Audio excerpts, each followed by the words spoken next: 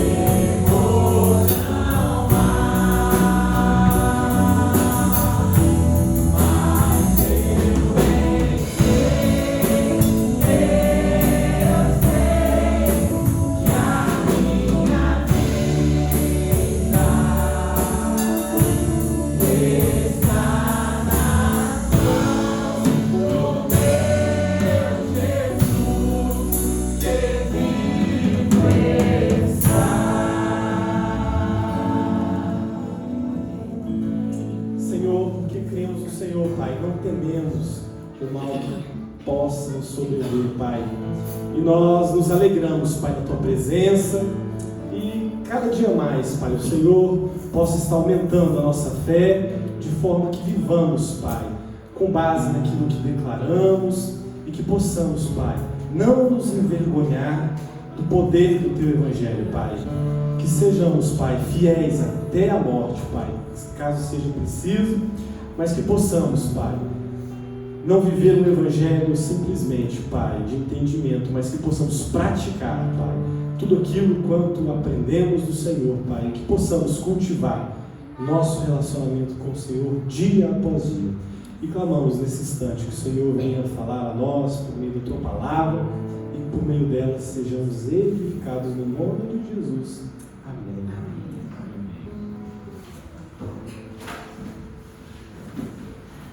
Eu convido as crianças para virem à frente.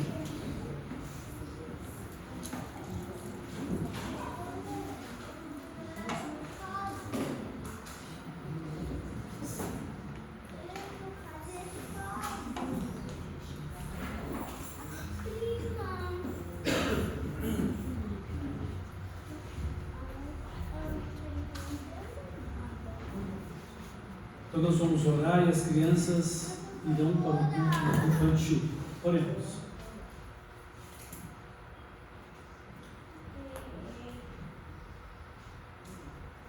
Pai Celestial, abençoa o culto infantil, abençoa estas crianças, abençoa a Tua palavra que também vai se entregue neste momento ao vosso coração. Receba, Pai, o louvor, a honra e a glória que dedicamos a Ti, por Jesus Cristo, nosso Salvador amado, no Teu Santo Espírito. Amém.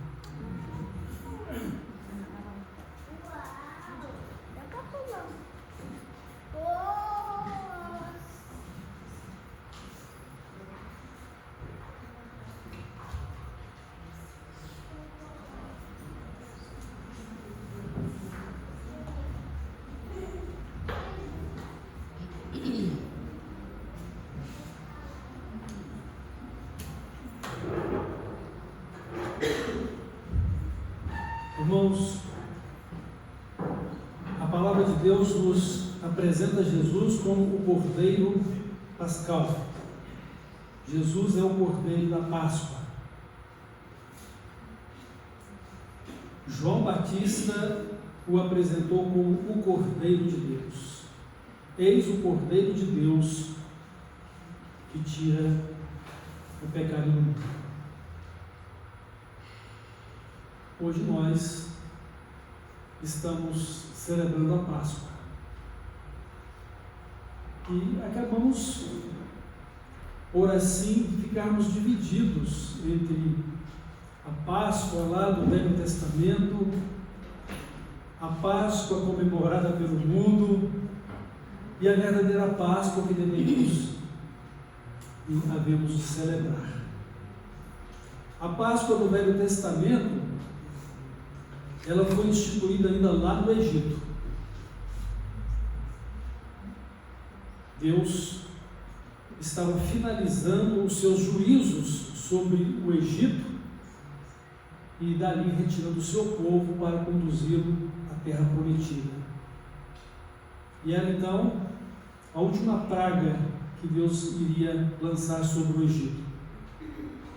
O último ato de justiça, para que assim Faraó liberasse o seu povo e ele pudesse ser conduzido por Deus, através de Moisés e Arão, até a terra prometida.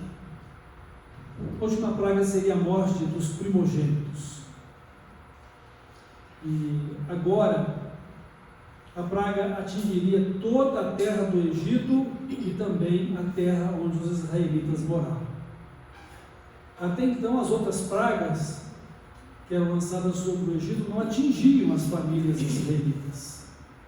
Agora os israelitas vão precisar exercer fé e obediência às orientações de Deus. Eles precisavam crer. Não seria difícil crer diante de tantos atos poderosos de Deus manifestados até então? Não seria difícil. Mas quantas pessoas ainda não têm a disposição de fé e de crer em seus corações? Se considerarmos tudo que Jesus fez, se considerarmos tudo que Ele ainda continua fazendo em nossos dias, a Sua palavra, o Seu poder, a Sua vontade, deveria ser muito fácil para que as pessoas ouçam o Evangelho, creiam no Evangelho, creiam em Cristo e se convertam a Ele, não é mesmo? Mas não é isso que acontece. Mas agora os israelitas precisavam crer e exercer fé, e uma coisa que eles teriam que fazer era matar um cordeiro. Esse cordeiro deveria ser perfeito, saudável, sem nenhuma mancha e sem nenhum defeito físico. Esse cordeiro deveria ser separado por cada família israelita. E se a família fosse pequena, poderia unir duas famílias no mesmo cerimonial. E o sangue desse cordeiro deveria ser passado nos umbrais e nas frestas das portas. Porque, segundo a palavra de Deus, o anjo da morte passaria sobre toda a terra do Egito. E em cada casa haveria a morte do primeiro filho de cada casal, da primeira cria de cada animal, e seria uma grande noite de morte em todo o Egito, de grande clamor, de tristeza. Mas ao passar pela terra do Egito, ao observar o sangue nas ombreiras e nas frestas das portas, o anjo da morte não tocaria o primogênito daquela família, e nem os primogênitos dos seus animais. E assim aconteceu em toda a terra do Egito. E com base nessa última praga, ou último ato de juízo de Deus sobre os egípcios, Faraó liberou a saída do povo, e eles então foram para a terra prometida. E Deus instituiu então a Páscoa, que significa passagem ou lembrar a libertação e salvação de Deus para Israel. Então, anualmente eles deveriam sacrificar um cordeiro, cada família deveria fazer como foi orientado, se fosse pequena poderiam unir 2 famílias, no mesmo cerimonial. Também, antes de sacrificar o cordeiro, eles deveriam comer pães feitos sem fermento, para simbolizar a pureza de vida que deveriam ter com Deus. E também poder comer verduras amargas, para lembrarem da dura escravidão que tiveram no Egito. Essa seria a celebração da Páscoa, um memorial para poder recordar o livramento da escravidão no Egito e a salvação de Deus. Só que ao longo da história, não só aquele cordeiro da Páscoa, mas todos os sacrifícios pelo pecado que eram realizados no templo em Israel, tinha o único objetivo: apontar para o sacrifício de Cristo. Apontava para o sacrifício do Filho de Deus como um cordeiro perfeito, saudável, sem nenhum defeito físico, sem nenhuma mancha, para cumprir as exigências divinas de sacrifício pelo pecado. De forma que todos os sacrifícios de animais, embora pudessem trazer alívio e paz no coração dos israelitas, não eram esses sacrifícios de animais que traziam perdão e purificação dos seus pecados, mas sim aquilo para o qual eles apontavam: o sacrifício de Cristo como Cordeiro de Deus que tirava o pecado do mundo. E desta forma, a salvação de Deus, desde o Velho Testamento até os dias de hoje, sempre foi e sempre será por meio de Cristo, o Cordeiro de Deus. Então, Cristo, ele veio a esse mundo enviado por Deus, e por isso o nome Cristo significa o ungido Salvador, enviado por Deus para libertar o seu povo, para tirar o seu povo do pecado. Ele salvará o seu povo dos seus pecados. Essa foi a promessa que Maria recebeu do anjo, quando disse que ficaria grávida e daria à luz a um filho, e que seria chamado Filho do Altíssimo, Filho de Deus. O Senhor Jesus, como Cordeiro então da Páscoa, cujo sangue serviu de livramento dos primogênitos do Egito, é também, hoje, o Cordeiro de Deus que tira o nosso pecado, tanto quanto foi no passado, simbolizado na morte daquele cordeirinho animal e de todos os sacrifícios de animais. De forma que ele trouxe livramento de morte para os primogênitos. E é interessante isso, porque a palavra de Deus, quando se refere à igreja como salvos por Jesus Cristo, a palavra de Deus se refere à igreja como os primogênitos de Deus, dentre toda a criação.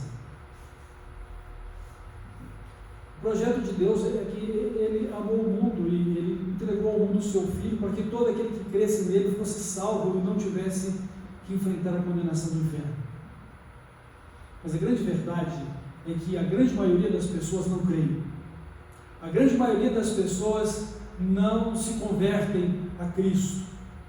embora uma grande parcela da sociedade possa conhecer pela história e pelas Escrituras que Jesus é o Filho de Deus que morreu na cruz para a nossa salvação. Mas não se arrependem dos seus pecados, não os confessam a Deus e não se convertem a Cristo para poder viver uma nova vida com Deus. E por isso, os poucos que possam parecer muitos que se convertem, eles são chamados de primogênitos, ou as primícias da criação de Deus. Exatamente porque Deus está fazendo tudo de novo. É isso que eu faço novas, todas as coisas. Então, Deus já tem preparado um novo céu e nova terra. E Ele agora está criando novamente um homem que se perdeu por causa do pecado. Okay? Então, se alguém está em Cristo, se torna uma nova pessoa, uma nova criatura, nasce de novo, recebe uma nova vida de Deus, para viver como filho de Deus ou filha de Deus e cidadão do reino celestial. E foi por isso que Jesus, como Cordeiro de Deus, foi sacrificado em nosso lugar. Quando Paulo escreveu aos Coríntios e ele fala que Cristo, o nosso Cordeiro Pascal, ele está tratando de uma situação de pecado na igreja de Corinto. Havia um indivíduo que estava vivendo sexualmente com a madrasta dele. E havia um sentimento de arrogância nesse indivíduo ou das pessoas mais próximas dele a respeito de que tudo isso era permitido. E aí o apóstolo Paulo está dizendo o seguinte: olha, essa arrogância de vocês não é boa. Não é boa a vossa arrogância ou jactância.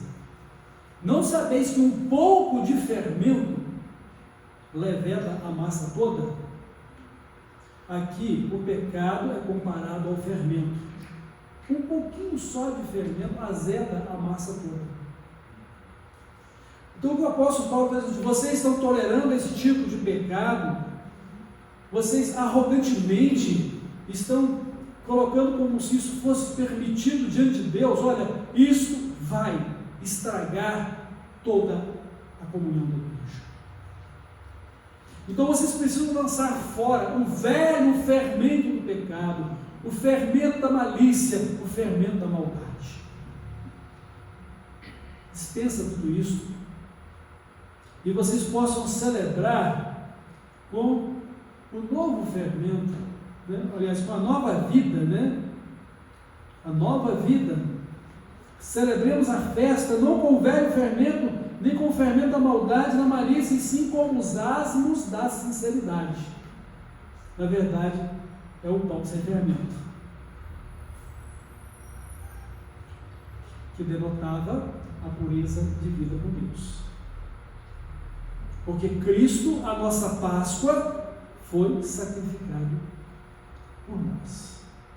Não há motivo para viver perdido, condenado, perdida, condenada por causa do pecado. Não há motivo, porque a graça, a misericórdia de Deus se manifestou salvadora a todos os homens, para que haja arrependimento, confissão de pecado, conversão a Cristo e uma nova vida para a glória dos céus. E Deus, em sua justiça, que sacrificou o seu cordeiro, sacrificou o seu único filho por nós, não vai aceitar de forma alguma impureza diante dele. Uma vez que cremos e nos convertemos a Cristo e somos recebidos como filhos de Deus, agora o nosso dever sagrado é viver em santidade, honra e glória para com o nosso Deus. E o Espírito Santo de Deus nos foi concedido para vivermos desta forma. Qualquer atitude contrária é arrogância e é uma afronta à santidade, à justiça e à autoridade de Deus. Lembre-se, no céu não entra pecado. Nenhum de nós tem o direito de entrar no céu com os nossos pecados. Mas lavados e purificados no sangue de Jesus, o Cordeiro de Deus, que tira e tirou o nosso pecado. Se é que não temos crido inutilmente. Porque se você for meramente religioso, você pode estar perdido do mesmo jeito. Porque nem todo mundo que diz Senhor, Senhor, entrará no céu, mas somente aquele que faz a vontade do Pai e de Cristo, que ama e obedece ao Senhor, aquele que tem os meus mandamentos e os guarda, esse é o que Ele ama. O Senhor conhece os que são seus, e aqueles que são de Deus apartam-se de todo o pecado. Porque Jesus, o Cordeiro Pascal, o Cordeiro de Deus, tirou o nosso pecado. Não que sejamos perfeitos, mas que estamos limpos pelo seu sangue. Não que já tenhamos alcançado a perfeição, mas nós estamos sendo aperfeiçoados dia a dia na santidade com Cristo, para a honra e para a glória do nosso Deus. Então Jesus, nossa Páscoa é o Cordeiro da Páscoa. Nós não temos mais que separar um cordeiro para sacrificar. Nós temos que crer em Cristo. Nem se diga, ou nem que possamos fazer desta forma coelho, chocolate, totalmente fora do contexto da Páscoa, seja ela do Velho Testamento, seja ela do Novo Testamento, que é Cristo Jesus, e a celebração da ceia, que é o memorial, que lembramos de Cristo e da sua salvação para a nossa vida. Interessante que, quando celebramos a ceia do Senhor, nós não apenas relembramos, mas estabelecemos a nossa intimidade com Ele, nossa comunhão com Ele. Existe uma coisa na filosofia que é a presença do ausente. E a presença do ausente são os símbolos que trazem sua memória. Mas não é assim que nós celebramos a ceia. Jesus não é o Deus ausente, que se faz presente no pão ou no cálice. Ele é o Deus presente em espírito e verdade, que relembramos o seu feito de amor, de graça, de misericórdia na cruz, sacrificando o seu próprio Filho, para que não creiamos e nem vivamos para um Cristo morto, mas estejamos em comunhão com o Cristo vivo, porque Ele vive, eu vivo, e porque Ele vive, eu creio no amanhã, eu tenho a eternidade, porque Ele é fiel e justo para cumprir a sua palavra. E nós podemos viver isso, porque o Espírito Santo nos ensina, e o Espírito Santo testifica conosco que já somos filhos de Deus pela fé em Cristo. Então Jesus, nossa Páscoa, Ele é o Cordeiro da Páscoa do passado, mas é o Cordeiro que Deus sacrificou, pelo qual Deus tirou o nosso pecado, não apenas de Israel, que crê, porque tristemente podemos dizer que nem todo Israel hoje crê, mas temos muitos israelitas crentes, glória a Deus por isso, muitos israelitas messiânicos, glória a Deus, mas que não sejam simplesmente messiânicos por uma questão de religiosidade, mas de vida, assim seja, ao nosso desejo. Então, o Senhor Jesus, como o Cordeiro da Páscoa, o Cordeiro de Deus, Ele tirou o pecado nosso e tirou o pecado de Israel também, porque Ele veio em primeiro lugar para as ovelhas perdidas da casa de Israel. Ele disse isso, e ao mesmo tempo Ele disse que a salvação vem dos judeus, porque Ele era um judeu, e Ele é o caminho, a verdade e a vida, e é por Ele então que temos acesso ao Pai e acesso ao céu. É preciso crer, é preciso ter fé. Com toda certeza, nós não temos relato bíblico a respeito disso, mas se algum israelita no Egito não sacrificou o seu cordeiro, não passou o sangue dele nas ombreiras e na fresta das portas, com certeza perdeu o seu primogênito. O seu primogênito, filho dos primogênitos dos seus animais. Porque Deus é justo e Ele cumpre a sua palavra. E é tão maravilhoso isso, que embora tão terrivelmente assustador, né? A justiça de Deus é tão maravilhosa e ao mesmo tempo terrivelmente assustadora, porque quando você crê e você se submete à vontade de Deus, a justiça de Deus é feita a seu favor, movida na direção de Cristo, em seu lugar e no meu lugar, para nosso livramento e salvação. Mas para aquele que não crê, haverá de ser uma expectativa horrível de condenação. E assim é terrível. Jesus disse que no último dia, quando Ele voltar, muitas pessoas vão desmaiar de medo, de terror, porque verão o Filho do Homem em sua glória, que estavam perdidos por causa da incredulidade e da maldade dos seus corações. O que torna o coração humano mau e terrível não é apenas a questão do pecado pelo pecado na carne, mas a incredulidade que não lhe permite mudar de vida, a incredulidade que não o leva a buscar a Deus uma nova vida celestial com Cristo, na graça e na misericórdia de Deus. O sacrifício de Jesus, irmãos, é o cumprimento da salvação de Deus desde o começo.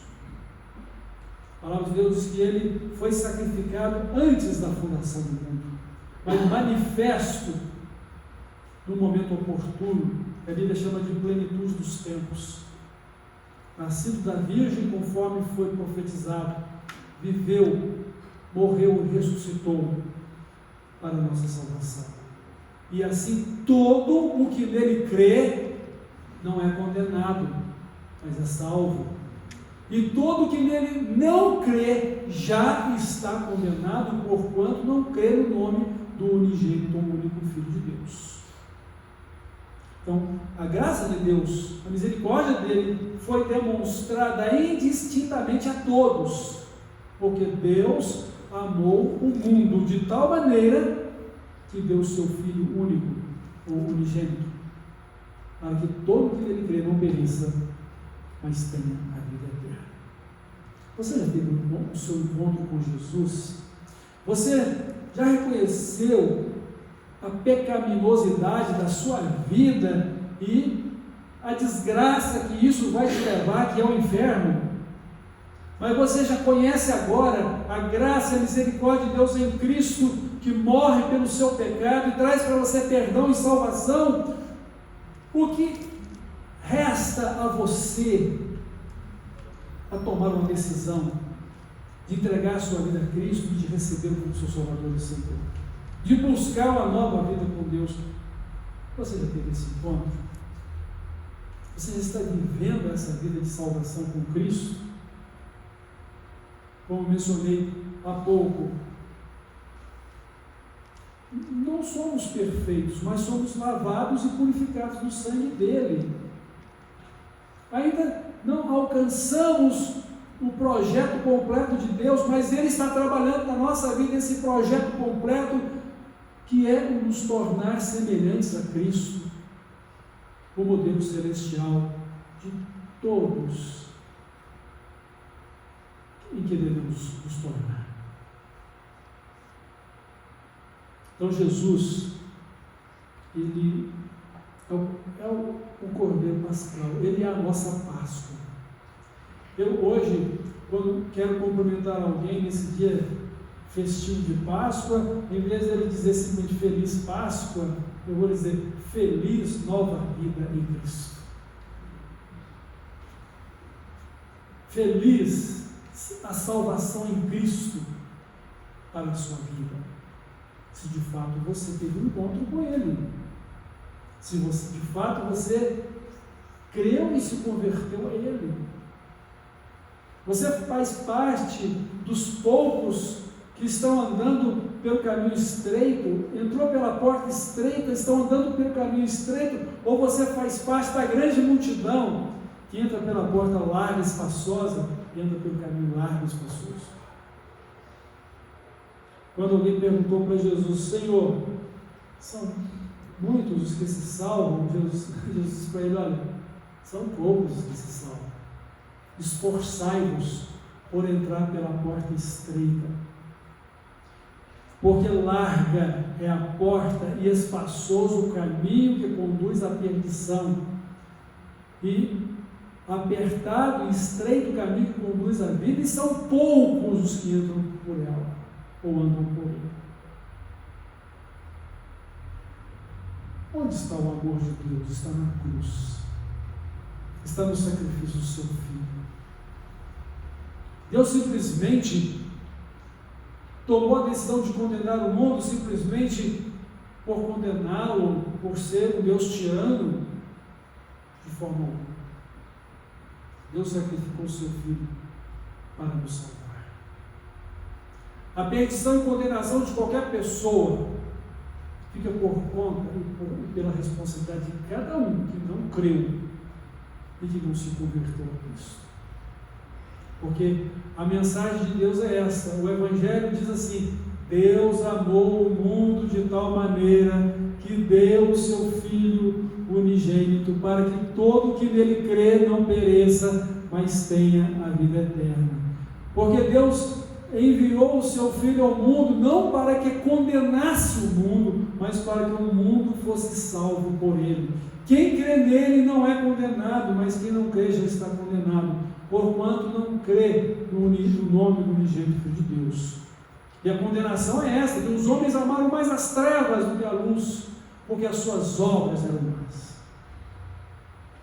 Em outras palavras mais claras, os homens amaram mais o pecado do que Jesus, porque as suas vidas são pecaminosas, e não querem vir para a luz, não querem vir para Jesus, porque não querem que os seus pecados sejam reprovados. Mas todo aquele que vem para a luz, ele ama a verdade, vai praticar a verdade, e essa verdade é o próprio Jesus e a palavra de Deus.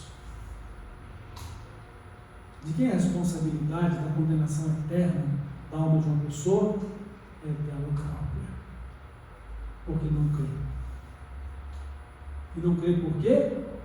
Por escolha própria, porque a graça foi manifestada a todos.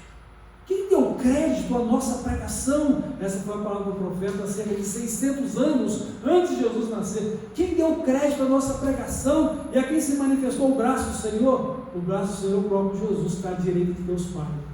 A quem se manifestou Jesus, o Salvador? Quem deu crédito? Quem creu? São poucos. Você faz parte da grande multidão ou dos poucos que estão seguindo a Cristo? E Deus não tem prazer na perdição de ninguém. Ele quer que todos se arrependam e se convertam. Para onde você está indo? Você está indo para o céu ou está indo para o inferno? Se você estiver seguindo a Cristo como seu Salvador, isso vai para o céu, porque Deus é fiel para cumprir a palavra dele. E você experimentará isso no seu próprio relacionamento de comunhão com Deus, pelo Espírito Santo e pela palavra de Deus na sua vida. Mas se você não estiver seguindo a Cristo, se Cristo for meramente um adereço na sua vida religiosa, você está perdido.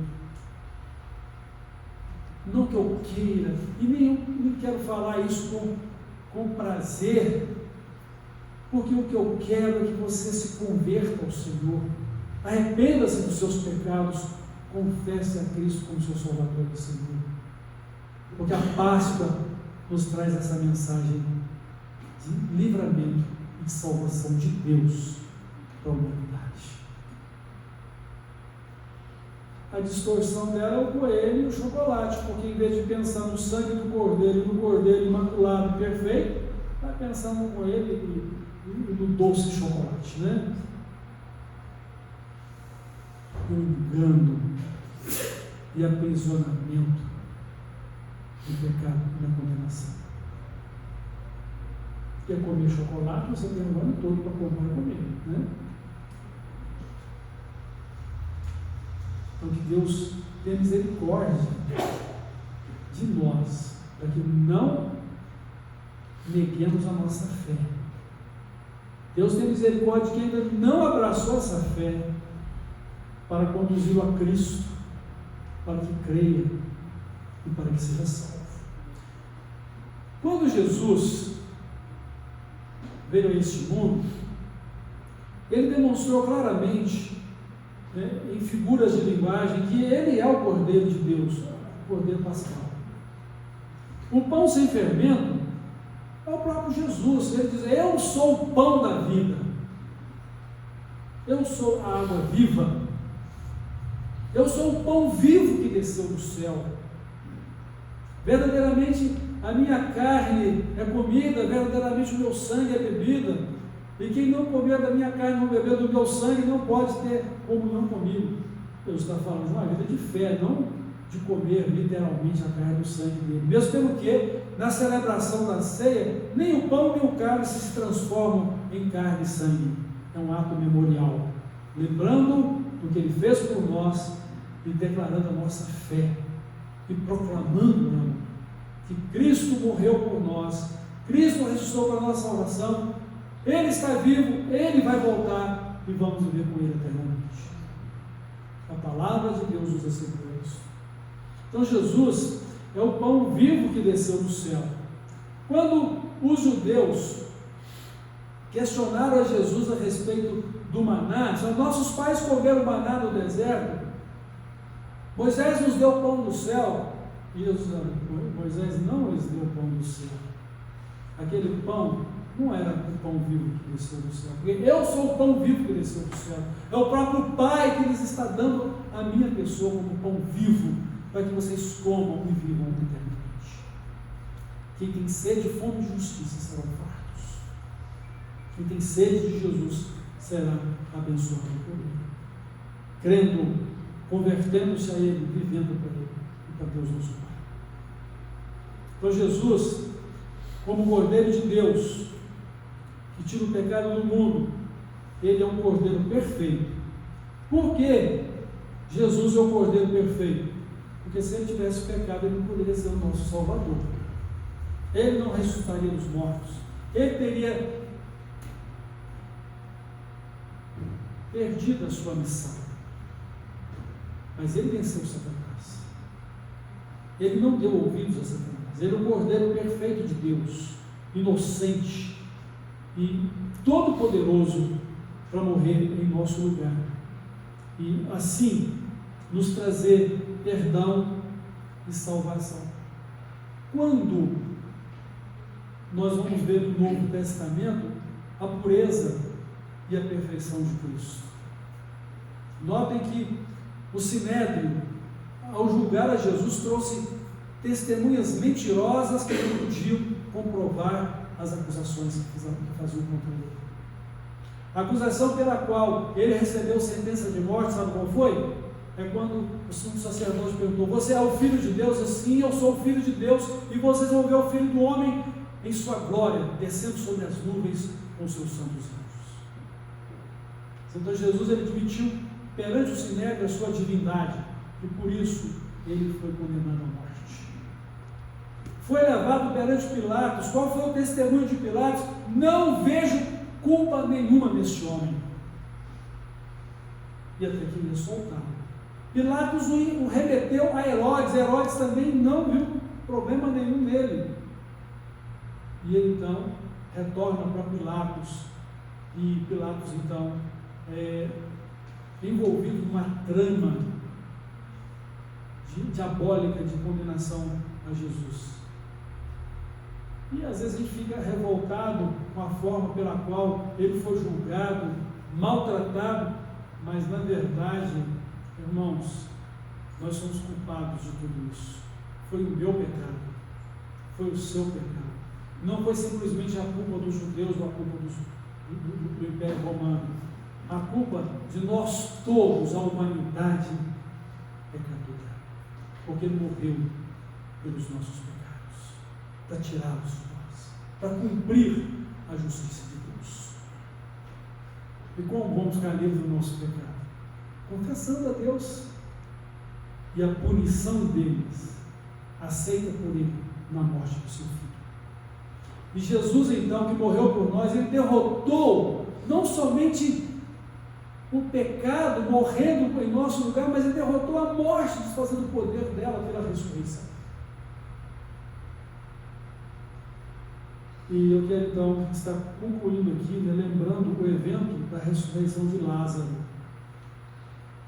Jesus, ele recebeu a notícia de que o seu amigo íntimo, um grande amigo, Lázaro, estava muito doente.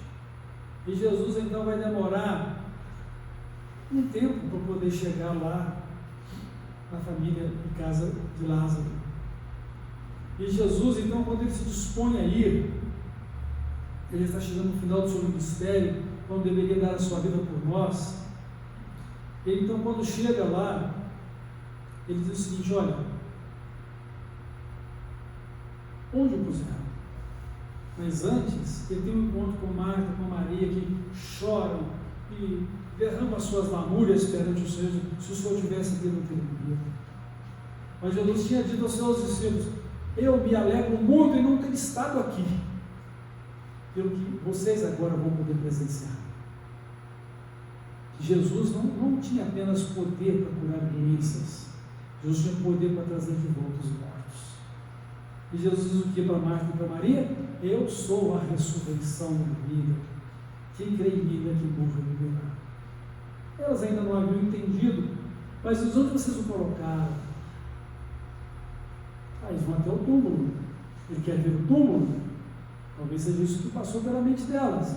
Mas quando chega lá, Jesus tira a pedra. Seu mestre, já tem 4 dias, já está em decomposição, está cheirando mal. Tirem a pedra, é o que eu estou mandando vocês fazerem. É só isso que vocês têm que fazer. Tirem a pedra. E quando então a pedra é removida, Jesus então chama por Lázaro. Já imaginou se ele simplesmente desse uma ordem para que saíssem os mortos dali? Ia sair todo mundo que estivesse morto por ali, né? Aí ele foi específico: Lázaro, vem para cá.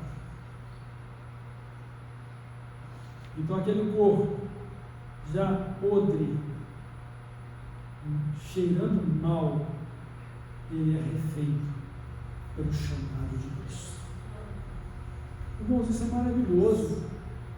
Me traz esperança e certeza da vida eterna, da gloriosa ressurreição ou do arrebatamento que vamos receber se estivermos vivos na volta de Cristo, para poder viver por eternamente. É Deus manifestando a sua graça e o seu poder para conosco. Eu sou a ressurreição da vida. E agora Ele está ressuscitando dos mortos para trazer para nós a vida e a imortalidade. Irmão, irmã, se você está mesmo em Cristo, eu quero crer que sim, seja fiel a Ele, ande com Cristo, ame-o, seja obediente à palavra de Deus, viva para a glória de Deus, anuncie o Evangelho, faça discípulos para Jesus, seja um discípulo fiel e sincero, e aguarde a volta do Senhor, e prepare-se para encontrar com Ele. Mas se tem alguém aqui que ainda não teve esse encontro com Jesus, entregue a sua vida a Jesus, creia nele de todo o seu coração, siga Jesus como seu Salvador e Senhor, porque Ele te chama uma nova vida com Ele. É sua responsabilidade crer, é sua responsabilidade seguir a Cristo. Ele te ama e te chama a isso, e Ele perdoa e salva, Ele te te outorga, dá salvação, Ele te justifica, Ele te declara justo ou justo, pelo seu sangue, porque Ele levou o seu próprio sangue perante Deus, nosso Pai, para a supressão da culpa e da condenação. Jesus já está no seu coração, Jesus está morando na sua vida, curva a sua cabeça e se coloque diante de Deus nesse momento. Considere a necessidade de santificação e dedicação da sua vida a Deus, ou de entrega pessoal da sua vida a Ele, para a sua salvação. E que Ele te abençoe. Vamos orar. Deus, nosso Pai eterno, muito obrigado, porque no seu amor enviaste Jesus, o seu Cordeiro, para morrer em nosso lugar. Eram muitos os cordeiros que deveriam ser sacrificados. Cada família deveria ter o seu cordeiro. Mas com Jesus foi um único cordeiro. Um único e suficiente sacrifício para toda a nossa vida. Pela justificação pela fé. Pela regeneração da nossa vida. Para a vida eterna, meu Senhor. Somos gratos a Ti. Louvamos-Te e Te adoramos, porque o Senhor é o Deus de amor, é o Deus santo e justo, Deus todo-poderoso, Deus da nossa vida, Pai do nosso Senhor e Salvador Jesus Cristo, e agora também nosso Pai Celestial. Obrigado pelo Espírito Santo que enviaste para estar conosco e habitar conosco para sempre, e nos permitir, capacitar a viver a vida revelada em Cristo, nova vida com o Senhor. Glórias te damos, nosso Pai eterno, e eu agradeço pela salvação e peço pela salvação daqueles que ainda precisam crer. Conduza-os a Jesus, leva-os à fé em Cristo e salva-os para a glória do Senhor e a glória de Deus. É no nome dele que nós oramos.